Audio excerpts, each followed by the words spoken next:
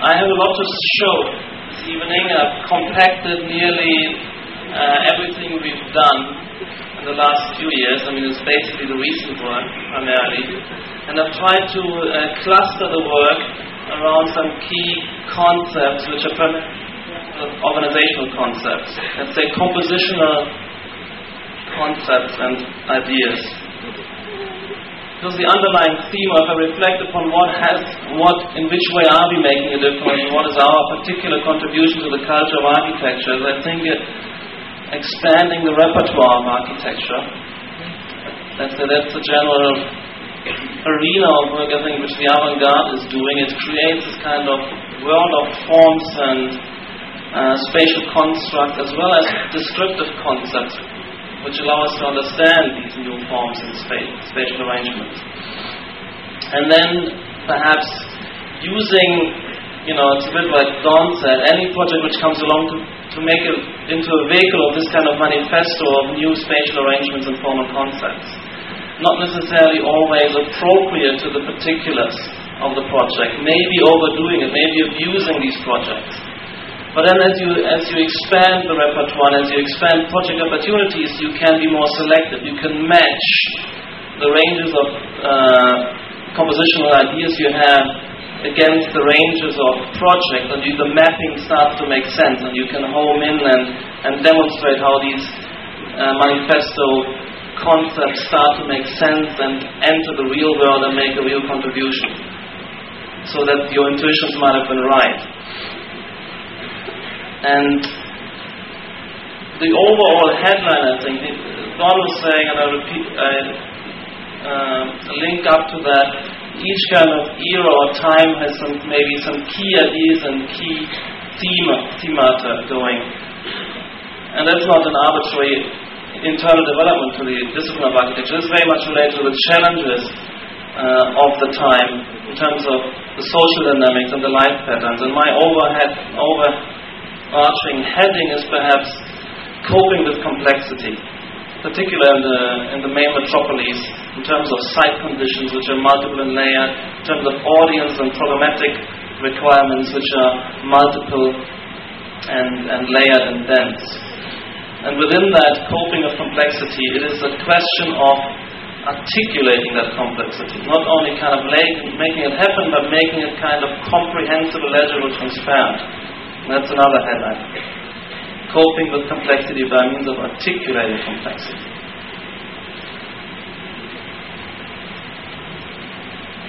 But I think and that means we need some words to describe, to classify and comprehend these new arrangements, these strange new worlds. And we've in particular, I think, in opening up multiple such worlds, although there are underlying connective themes.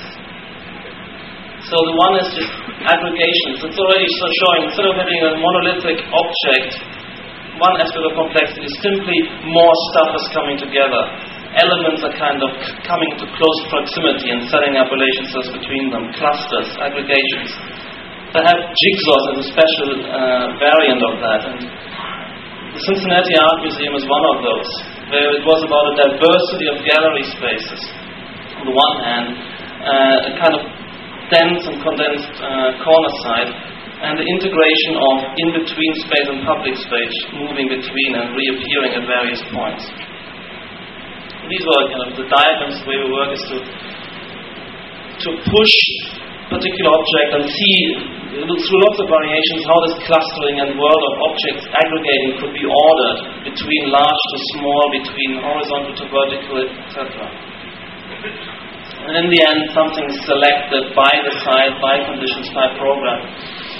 And then to differentiate perhaps a little bit further by playing with materiality, by playing with negative, as I said, volume and positive volumes. The second element here is the continuity of circulation, the penetration of a complex space. It's not kind of segmented and cut into different and disconnected pieces, but it's all about a navigation space which unfolds as a kind of array and diversity of spaces. So we have this kind of what we call the urban carpet, and connecting a kind of vertical circulation spine with the street space. So some very kind of simple and easily comprehended turning of one surface into another. and working with drawings, but also with models a lot. But the model, the first step of the model is actually the relief, where we take the flat sheet, which was a paper, draw on lines, and cut those lines and start to lift them and sculpt them into reliefs, and work ourselves up into the third dimension. I'm going to be very speedy with this, but what is interesting, for instance, about this kind of canyon of circulation, first of all, it opens up to various spaces on the inside, but also a simple device of these kind of cascade of ramps just shifting different lengths and slightly flipping over each other, so that you have, when you look back or look up, you have the layering, you reveal the different elements, and you have an interesting kind of game of superposition going in both directions. This makes for porosity, makes for kind of legible stacking and layering. These are then the spaces of that, kind of semi-open spaces, and then the kind of volume spaces, quite traditional at times, locked in white boxes of art,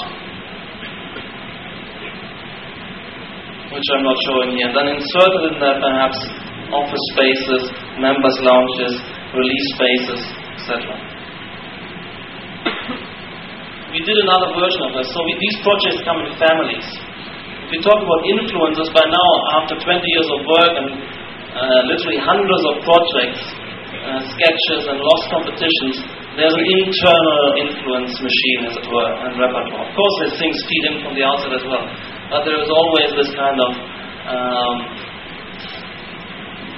the new project can be kind of gravitating to one or another kind of strand and family of projects. So here we have a gallery, Contemporary Art Center again, North America, Canada, and we had to have an existing component, the heavy volume, and we just composed a series of interesting jammed and closely interarticulated volumes, again horizontal against vertical, etc.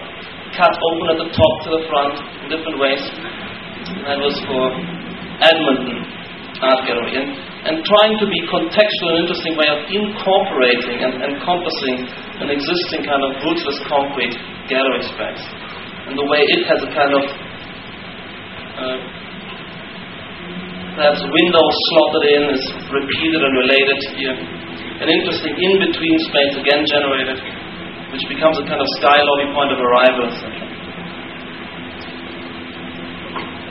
I will not go into much detail on any of these. I will just fly through, see how these projects build from one to the other. Again, Cincinnati, of course, the kind of angling and the freedom of these forms, individuality of the forms is strongly articulated, because there was one quite strong individual object already. And then focusing on these gallery spaces within there, how they feed back to the main kind of open void space is of interest here. Looking at clusters, there are certain projects, and this was clusters of gallery spaces, individualizing the gallery as an entity, and then allow the curators to compose and recompose sequences. Or typically hotels or even apartment buildings. There's no need to envelope everything behind a kind of seamless facade, but why not articulate apartments? In this case, these are kind of a boarding house, something in between a hotel and an apartment building. And to give a certain identity and desire to occupy these kind of large bay windows, and to play with them, to make variants. Of course, we don't live in the world of repetition of the same anymore, but we would live in a world of differentiating a product, of diversity, of having a field of gravitation. Then perhaps a surface, an overall surface, ondulating surface is imposed, which slices off these elements, so that they individualize themselves, yet follow kind of a complex contouring. This is a small project